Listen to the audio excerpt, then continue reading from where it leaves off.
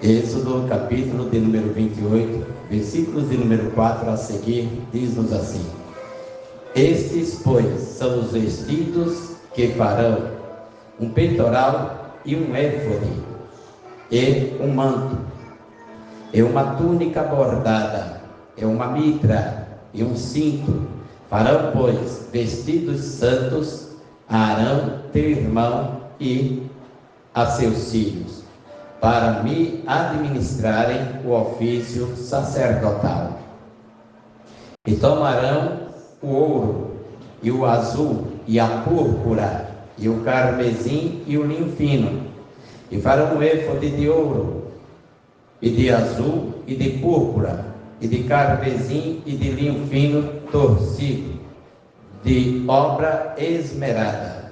Também 2 ombreiras, que se unam às suas 2 pontas, e assim se unirá, e um cinto de obra esmerada, e o seu éfode, que estará sobre ele, será da sua mesma obra, da mesma obra de ouro, e de azul, e de púrpura, e de carmesim, e de linho fino torcido. E tomarás 2 pedras sardônicas, e lavrarás nelas os nomes dos filhos de Israel, 6 dos seus nomes numa pedra, e os outros 6 nomes na outra pedra, segundo as suas gerações. Versículo 15: Farás também o peitoral do juízo, de obra esmerada, conforme a obra do éfode. O farás de ouro, de azul e de púrpura, e de carmesim, e de linho fino torcido farás. Quadrado e dobrado será de 1 palmo o seu comprimento, e de 1 palmo a sua largura. E o encherás de pedras de engastes, com 4 ordens de pedras, a ordem de uma sárdia, de um topázio, de um carbúnculo, esta será a primeira ordem, e a segunda ordem será de uma esmeralda, de uma safira e de um diamante, e a terceira ordem será de um jacinto, de uma ágata e de uma ametista, e a quarta ordem será de uma turquesa, de uma sardônica e de um jaspe, engastada em ouro, serão nos seus engastes. Amém? Pai grande e poderoso, fala grandemente conosco, no poderoso nome de Jesus, nós te louvamos. Amém. Quando se fala a respeito dessa passagem, se mete até medo em muitos irmãos, porque aí entra a famosa aquisição de usos e costumes. E não é isso que eu quero falar. Eu quero falar quem é você em Deus. Amém? Amém? Amém. Quem é a igreja em Deus? Diga comigo: eu nasci no coração de Deus. Então você é a igreja, bem? Você vai entender isso aqui, quem é você na presença de Deus, no mundo espiritual, quem é você na casa dele e como devemos andar e se comportar na casa dele. Deus dá uma ordem para Moisés construir o tabernáculo, e Moisés vai construir o tabernáculo, e adentro ele deu todas as medidas. E ele ainda diz para Moisés: faze tudo conforme o modelo que eu te mostrei no monte. E Moisés, ele desce do monte, e no que ele está falando com Deus, ainda no monte, Deus diz para ele: faz conforme o modelo que eu te mostrei, tá? E aí Moisés, ele chega e diz para Deus o seguinte: como é que eu vou fazer isso? Ao chegar lá embaixo, Deus também diz para Moisés: não se preocupa, eu já enchi 2 homens no teu ministério com espírito de sabedoria. Aquilo que você falar, conforme eu te mostrei, eles farão igualzinho. Agora imagina, Moisés desce do monte e vai preparar os 2 arquitetos do seu ministério. E ali está Oliabe. E ali ele está falando com aqueles homens, e Moisés diz assim: olha, Deus me mostrou uma peça assim. Quando Moisés lembrava na memória, a nossa mente, ela trabalha com 2 processos: memória relativa ao passado e imaginação relativa ao futuro. E ali, quando Moisés diz assim, Deus mostrou uma peça dessa forma, eles iam e faziam igual Moisés estava falando que Deus mostrou. É muito interessante. Só que depois desses homens, cheios do espírito de sabedoria que Deus os deu, quando eles terminaram a construção do tabernáculo, Deus retirou deles o espírito e eles ficaram homens naturais novamente. Por quê? Porque Deus enchia alguém no Antigo Testamento, o espírito vinha, fazia uma visita, voltava novamente. O espírito encheu Davi, ele matou leão, matou urso, depois ele vai enfrentar suas grandes batalhas, mas ele derrota um gigante com quase 3 metros de altura, um gigante, e ele cheio do Espírito de Deus. Só que Davi também foi o único homem na Bíblia que conheceu o segredo de Deus.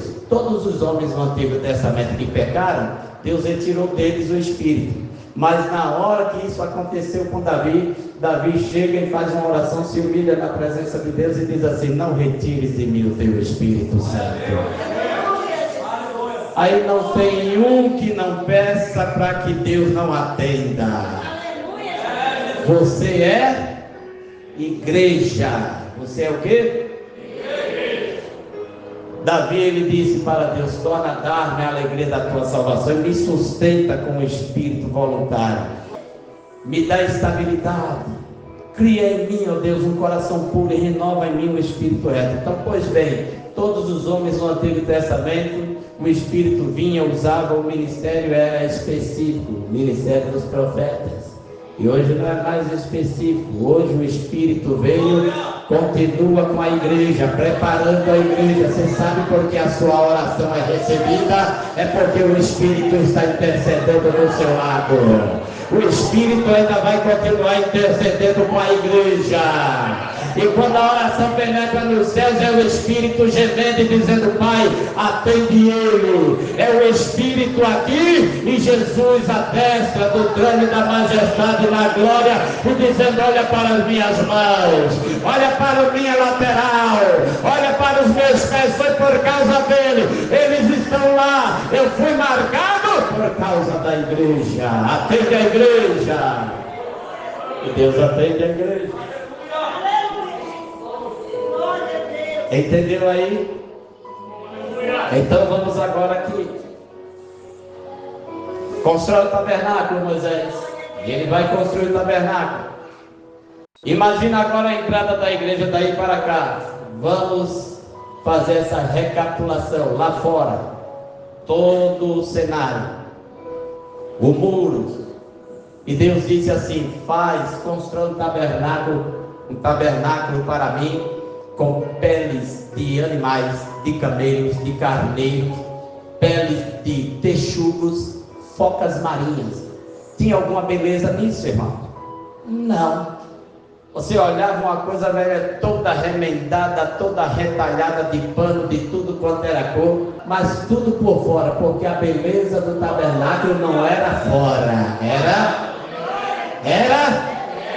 olha o que o pastor falou: todo mundo lá e Jesus dentro.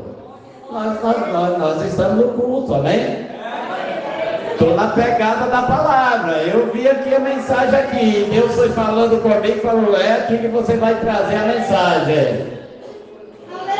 Então o gadareno e a legião lá fora, mas quem estava dentro do barco estava com? Todo mundo lá fora batalhando, lutando contra a igreja aqui dentro do templo, do recinto, mas o Senhor no meio dela. É por isso que diz: Deus está no meio dela e não será abalada. Aí quando o irmão diz assim: pastor, uma coisa aí, pastor, vai abalar, você fala que nada, irmão, Deus está no nosso meio. Glória a Deus. Mas aí agora vamos para o tabernáculo.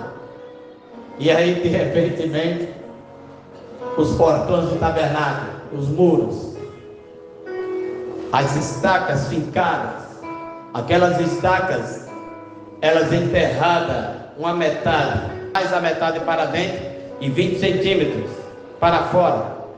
E em cima ali tinha duas partes, naquela estaca que estava enterrada, onde as cordas eram amarradas, para sustentar a lona do tabernáculo.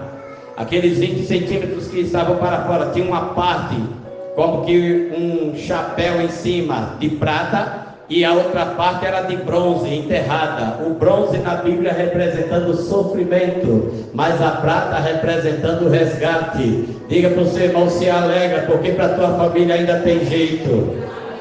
Deus vai resgatar a sua família, você crê nisso? É a palavra de Deus, você crê nisso? Bíblia é Bíblia, desde o Antigo até o Novo Testamento, desde o Gênesis até o Apocalipse. Eu fazendo uma live no cidadão: por que o senhor só prega no Antigo Testamento? Eu falei: eu prego no Novo. É você que está cego, não está entendendo. Glória a Deus. O livro de Levíticos tem 3.500 anos de existência. O Brasil só tem 500 anos. O livro de Levítico é mais velho do que o nosso Brasil, 523 anos. Então o livro de Levítico tem 3.523 anos.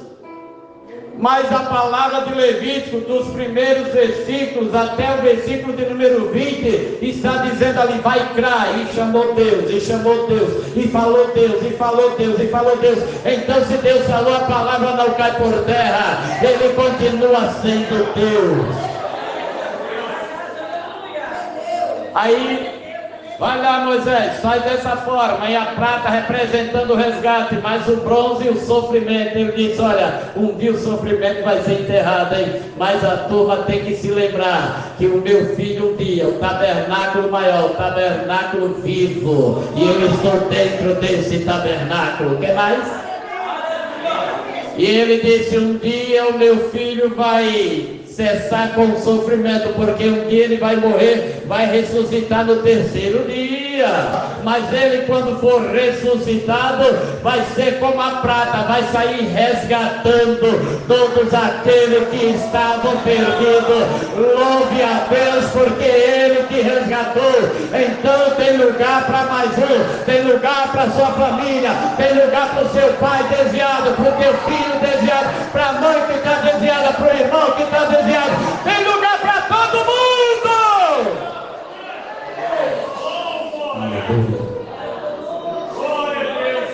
Mas agora é direito da pessoa. Aí a pessoa diz: eu não quero. Então Deus não vai contra ela.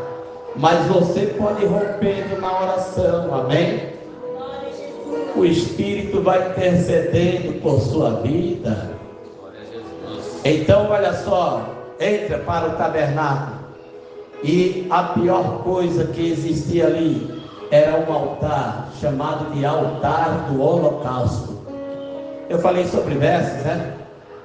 Mas deixa eu andar aqui para o tabernáculo, para depois a gente chegar nas vestes. É rápido. O altar do holocausto.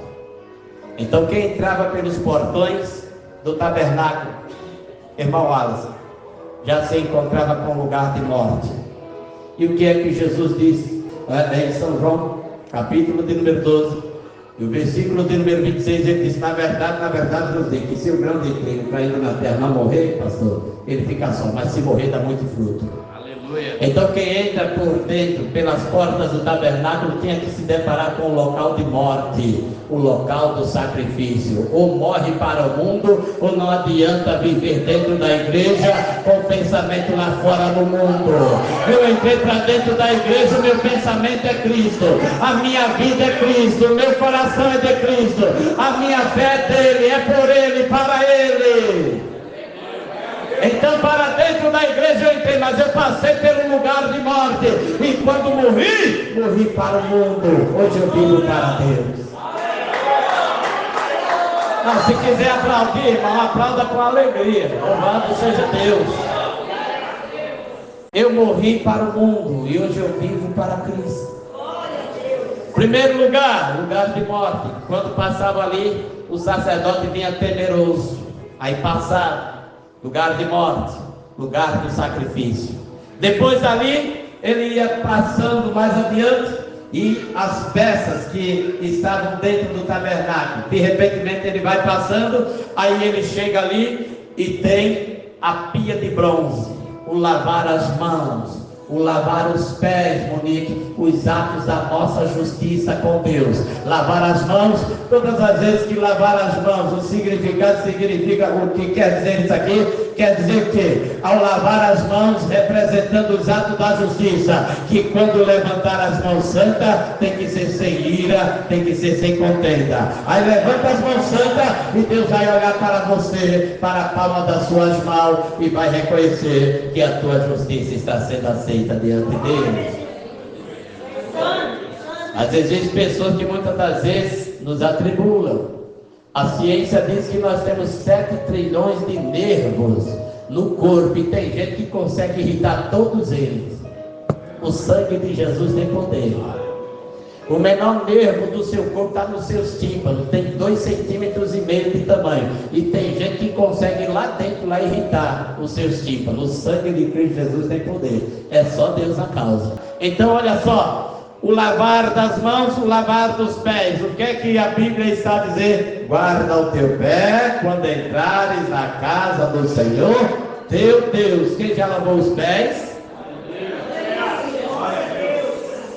Depois sai dali, vai andando mais um pouco, passou pelos portões, um lugar de morte, vai passando, vai andando para dentro do tabernáculo, vai passar pela bacia de bronze. Francisco, e quando entrar ali, irmã Francisca, lava-se os pés, lava-se as mãos. O sacerdote continua a entrar no bacião, e quando ele vai entrando, agora ele vai passar pelo candelabro, pelo lugar onde a vida dele é iluminada. Quando você passa, o fiscalizador já filma você inteiro e diz assim: está santo. Quando levantar a mão, vou receber a oração. Quando clamar, antes que clame, eu vou estar me apresentando. E estando ainda a falar, eu direi: eis-me aqui. Passa pelo candelabro. Depois do candelabro, aí é iluminado. Agora tem a mesa dos pães da preposição. A mesa dos pães, representando Cristo, simbolizando a tipologia de Cristo, aonde Ele é a nossa satisfação. Existiam 12 pães naquela mesa ali, conhecido como coscorrões, parecendo pizza, mas não era pizza, era pães com ervas amargas ali. Dá-se a entender alface, alguma coisa assim, escarola. É verdade, irmãos. E de repentemente eram pães perfumados, 6 pães de um lado da mesa, 6 pães do outro, com incenso aromatizado, para que todos os dias aqueles pães fossem trocados, para que Deus estivesse ali no meio do seu povo, sentindo o cheiro e a essência daquele que se aproxima da mesa do Senhor para ter comunhão com Ele. Sabe por que eu estou na igreja? Porque quando eu erro e falho e peco, Ele diz: chega-te à minha mesa. É uma vez por mês, é o dia da ceia, e Ele está dizendo: vem tomar ceia comigo, vem ceiar comigo, para que a gente entre em comunhão novamente. Então a minha satisfação está em Cristo Jesus. Só que vamos mais um pouco adiante, está faltando mais 2 peças. E agora, depois daquela peça, irmão, passou da mesa dos pães e a satisfação em Cristo, anda-se um pouco mais. Aí tem um véu, e aquele véu pesa 1000 quilos, 1 tonelada. Um véu de 4 cores. E aquele véu, para dentro dele tem um lugar chamado de Santíssimo. E você conhece a história? Vocês são assembleanos? Conhece? Uma vez por ano, o sumo sacerdote entrava lá dentro. Ele não podia entrar em pecado. E não podia entrar de todo jeito. Ele estava no Santo dos Santos. Mas, olha que coisa interessante. No pé, antes de entrar para o Santo dos Santos, tinha um altar chamado de altar do incenso, aonde as orações são depositadas. Fala da nossa satisfação em Deus. Quem tem satisfação em Deus, ora sempre, ora sem cessar. Irmãos, os crentes ultimamente estão fugindo da oração. O que está acontecendo com os crentes? Aí eu criei uma estratégia. Eu estou, glórias a Deus por isso. Aí eu falei, nós vamos ter o relógio de oração na igreja. Então, para não cansar todo mundo, a gente ora uma semana sim, uma semana não. Uma semana sim, uma semana não. E ali então eu coloco uma senha. A senha hoje é Deus seja louvado. Aí todo mundo que entrar coloca lá, Deus seja louvado. Eu vou estar entendendo que o crente está interessado. E Jesus também. E ali então a gente vai colocando uma senha, uma semana sim, uma semana não, para que os crentes não percam o hábito da oração. Sem oração não tem como vencer o pecado, não tem como vencer as dificuldades, não tem como vencer nada. A oração é a chave para o sucesso. Só que o altar do tabernáculo está aqui, ó. Todo o altar, e o altar do incenso está aqui bem próximo ao Santo dos Santos. É como se ele estivesse dizendo assim, ó, eu estou aqui preparado. Na hora que ele falar altar do incenso, entra, eu entro para adorar. Porque aqui para dentro, a oração já não é mais repetitiva como aqui fora. Aqui dentro agora você não pede mais nada. Aqui dentro você adora.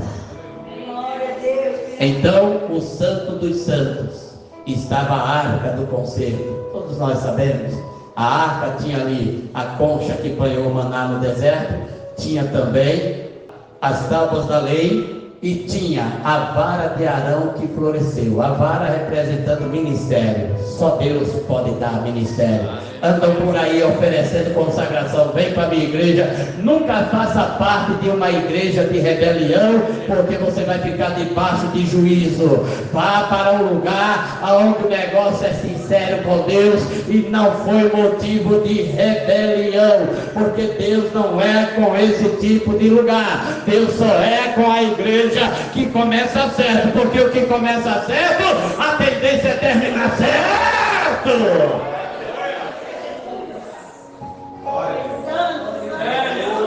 Aleluia. Então olha que coisa interessante.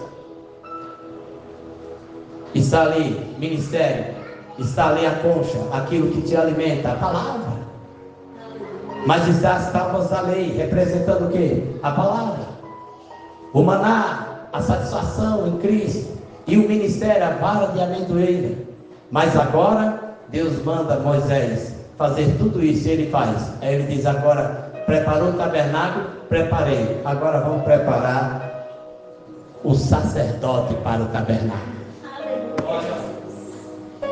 Deus nunca vai preparar a congregação. Nunca vai preparar o pastor se não preparar a congregação antes. Ele prepara a congregação e depois eles vão preparar o pastor para a congregação. Deus não dá a igreja para pastor, Deus dá pastor para a igreja. Aleluia.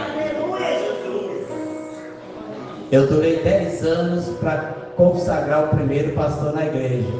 E eu falei para ele, eu vou lhe dar uma coisa, se você passar no teste, ele vai me dar o quê? Eu vou lhe dar sal para comer.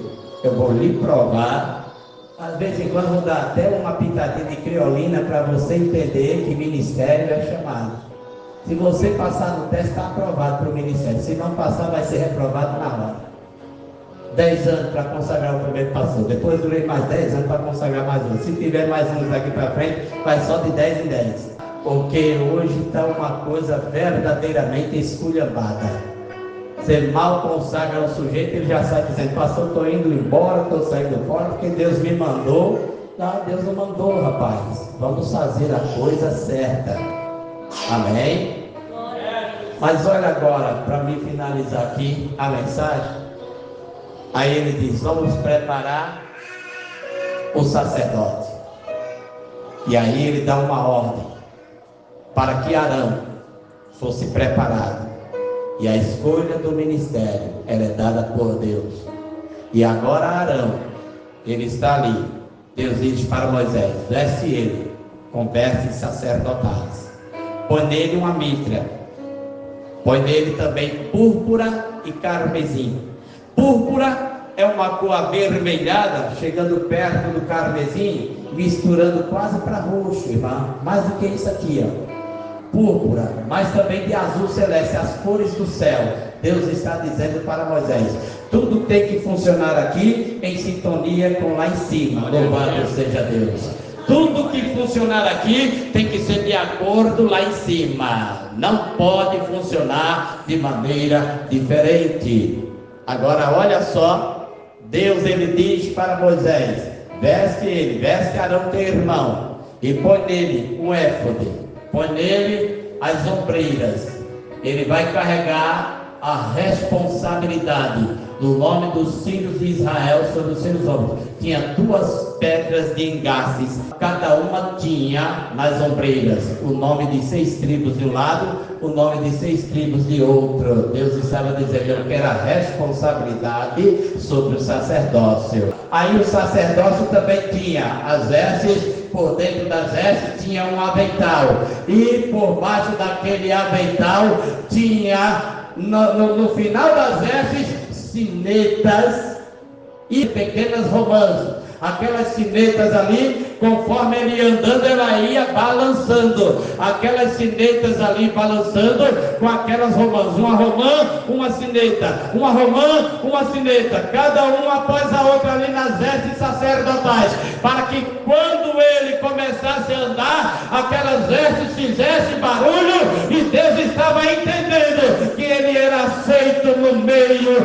da congregação. Por quê? Porque aquela sineta fala de uma vida ativa no Espírito de Deus, fala das línguas estranhas da igreja, fala do crente que tem uma vida de oração, que quanto mais ele anda, quanto mais ele faz barulho para Deus, mas Deus está entendendo que a igreja quer ele no meio dela. E ali ele tinha um peitoral. Isso me mete medo, irmão, porque é chamado de peitoral do juízo. Tentar imitar o sacerdócio, pastor Jair.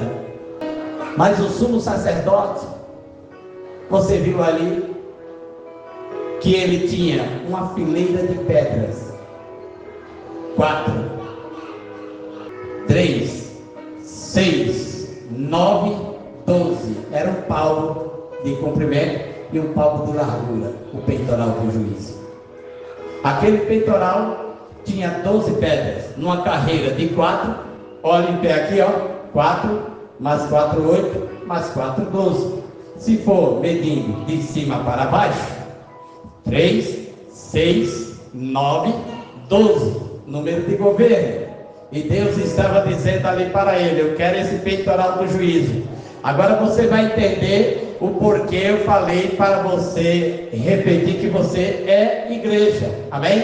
A igreja não é invenção de homem, e não foi João o Batista que veio fundar a igreja. Quem veio fundar a igreja é Cristo, mas ela também já existia no Antigo Testamento. Jesus, ele era do mistério não revelado numa teofania. Ele se apresentava como o anjo do Senhor, e muitos personagens na Bíblia se encontraram com ele. Mas aí chegou o dia que Paulo vai revelar ali em Efésios capítulo 3 que ele é o mistério escondido, e agora ele está sendo revelado para a igreja. Então muitos santos no Antigo Testamento desejaram conhecê-lo, mas não o conheceram, e agora também eles sentiam que ele se apresentava. É como nós nos dias de hoje, a gente não vê Jesus, mas a gente sente Jesus no nosso meio.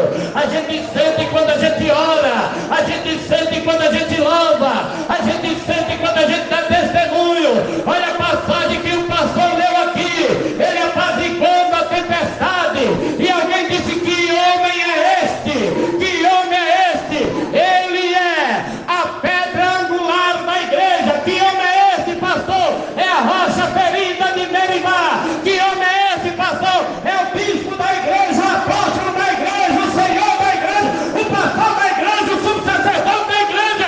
Que homem é esse? Ele é a esperança da igreja, o arrebatador da igreja, aquele que batiza a igreja com o Espírito Santo. O irmão chegou em mim e falou assim: pastor, eu pedi para o Espírito Santo me batizar. Eu olhei para ele e falou: é. Falei: então eu vou te dar uma resposta aqui. Ele falou: qual? Ele não vai te batizar nunca. Que é isso, pastor? O senhor está desejando palavra de peso na minha vida, está me amaldiçoando? Eu falei: não, quem batiza com o Espírito Santo é Jesus. A Trindade é uma sintonia. É Deus Pai nos céus, o Filho na água recebendo o batismo, mas o Espírito Santo no meio, procurando. Quando a mãe dizer: olha ali, ó, meu filho amado, em quem eu tomo prazer, o Espírito só vem se Cristo for glorificado na sua vida. Muitas pessoas estão pedindo: Espírito Santo me batiza. Está errada essa oração, irmão. Jesus me batiza, é Ele quem batiza com o Espírito Santo e com fogo. E o que é que o Espírito Santo vai fazer, pastor? Vai dar dons espirituais para a igreja. O Espírito dá dons para a igreja. Aleluia. Mas quem batiza com Ele é Jesus. Aleluia. E olha só, as pedras do peitoral. E dentro dessas pedras estão 3 pedras ali, que eu faço questão de ler para vocês, no verso de número 19. E a terceira ordem será de um jacinto, de uma ágata, de uma ametista. Preste bem atenção. A pedra jacinto, representando uma tipologia bíblica, humildade. Sem humildade não tem como Deus honrar ninguém. A humildade vai adiante da honra. Mas a ágata, representando ali obediência. Sem obediência ninguém vai subir. Sem obediência a Deus ninguém anda, ninguém faz nada, ninguém recebe nada. Porque o princípio da sabedoria é temer a Deus, e quem teme obedece. Mas existe a pedra conhecida como ametista. Olha para cá. Essa pedra lilás que está no anel de teologia de todo aquele que faz teologia. Ela estava dentro, aleluia, na terceira ordem do peitoral do juízo. Ela estava ali, e é a única pedra que representa a igreja. Todas as demais pedras aqui, Deus, quando criou o tal de Lúcifer, Enel Ben Shahá, quando Deus o criou, ele andava sobre 10 pedras afogueadas. Todas essas pedras que eu li aqui para vocês, está lá em Ezequiel 28, menos a ametista. Por quê? Porque só quem anda no nosso meio é aquele que nasceu, viveu, morreu, mas ressuscitou, aleluia, e está vivo no nosso meio para sempre. Ele é o que anda no meio das pedras. Lúcifer andou no meio das pedras afogueadas, mas Cristo anda no meio da igreja. Então a ametista era a única pedra que não estava lá. E agora Deus diz para Moisés: pega 2 pedras também, chamada Urim e Tumim, põe aqui um arcabouço, faz um engaste por dentro do peitoral do juízo, fica por trás, Urim e Tumim. Urim, luzes, Tumim, da raiz hebraica Tamim, perfeição. Olha que coisa tremenda. Deus está dizendo: eu quero que o meu sacerdote tenha luz sobre ele e ande em perfeição na minha presença. Por que a gente vê, é triste isso, pastor, mas a gente vê muitos pastores e obreiros caindo da graça, sabe por quê? Porque eles não respeitam a luz de Deus na vida deles. Agora querem ser mais do que Jesus. Aí mais do que Jesus, irmão, não tem, né? Pelo amor de Deus, mais do que Jesus não dá. Parecido com ele é outra coisa, é outro nível, né? Mas mais do que ele, Jesus amado, tem misericórdia. Não tem certos indivíduos agora andando de todo jeito, e Deus estava caracterizando o sacerdócio na presença dele. E o sacerdócio, ele tinha uma mitra sobre a sua cabeça, com um éfode, tecido em pano, mas ali no meio, ali tinha uma platina naquele meio, todo de ouro. E aquela platina, aquela placa que estava no meio da testa dele, estava escrito ali: santidade ao Senhor. Então, quando o sacerdote, olha, é sério, gente, Deuteronômio diz assim, ó: diante das cães te encurvarás e respeitarás a presença do ancião. Então lá vem o sumo sacerdote, aí os camaradas baixavam aqui assim e entendia que existia alguém maior no meio deles. Glória a Jesus. Sinônimo de respeito. O pastor estava falando aqui que foi lá na reunião, ouviu a mensagem do pastor presidente, do pastor dele, e é assim que tem que ser, irmãos. Tem que respeitar. Agora olha que coisa tremenda, aquelas pedras ali representando o juiz, é por isso que era chamado de o peitoral do juiz. Então, quando alguém se atirava contra o sumo sacerdote, contra o sacerdote ungido do Senhor, aí alguém lançava uma palavra contra ele, e aquela pedra, pastor, batia. É Bíblia, viu, irmãos? Amém? A palavra lançada contra o ungido do Senhor, contra os ministros de Deus, ela vai bater e vai voltar 7 vezes contra a sua vida. É por isso que tem muita gente caindo da graça, ficando debaixo de maldição, porque falar mal de pastor, se levanta contra o pastor. Se o pastor é um homem falho, como todo mundo é. A única coisa que diferencia ele na igreja é o revestimento que Deus deu para ele. Então vocês têm a obrigação de orar e interceder pelo pastor de vocês, para que ele nunca caia. E na hora que ele errar e falhar, Deus tem misericórdia do teu servo. O Espírito de Deus vai falar com ele. Só quem cuida, irmão, de pastor é Deus. É Deus. Quando você atira uma palavra, olha só, são 12 pedras. O Antigo Testamento, o peitoral do juiz, são 12 pedras. É você atirando uma palavra. Esse pastor é um imprestável, ou outras palavras com termo pejorativo. Quando diz que é um ordinário, aí a palavra vem, bate ali e volta 7 vezes 12 na sua vida. Ordinário. Aí é só você ser inteligente e fazer as continhas, quanto que dá 7 vezes 12? Dá 84. Esse é o sacerdócio do Antigo Testamento. O do Novo Testamento é um pouquinho pior. São 24 pedras. São 12 apóstolos e 12 patriarcas. São 24 anciãos. É o peitoral do juízo no Novo Testamento. Agora é só você medir 24 vezes 7. Imagina aí agora. É 2 vezes mais, irmão. 8 e 8, 16. 168 vezes a palavra voltando contra a sua vida. Então tem pessoas que estão se desviando. Coitado do irmão, coitado da irmã, coitado não pode chegar e agir contra os servos que Deus coloca na frente do trabalho. Não pode se levantar contra o ungido do Senhor. Tem gente que acha que quando a gente fala, eu não vim aqui fazer uma atribuição aqui ao pastor de vocês, não. Eu estou falando porque eu já vi muitas pessoas se levantarem contra ministros de Deus, contra homens de Deus, e não sobrar mais para contar a história. Por quê? Porque em ungido de Deus não se mexe, e quando se provoca o ungido de Deus, Deus vai tomar as dores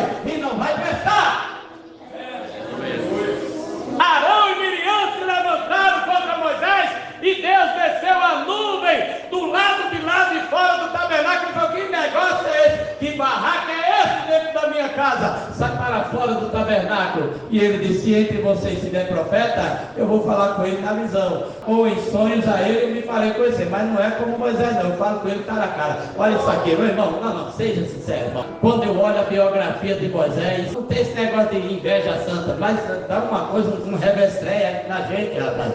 Sabe por quê? Porque Deus disse para Moisés: eu quero falar com você, encosta o rosto aqui, aleluia. Eu quero falar boca a boca, face a face.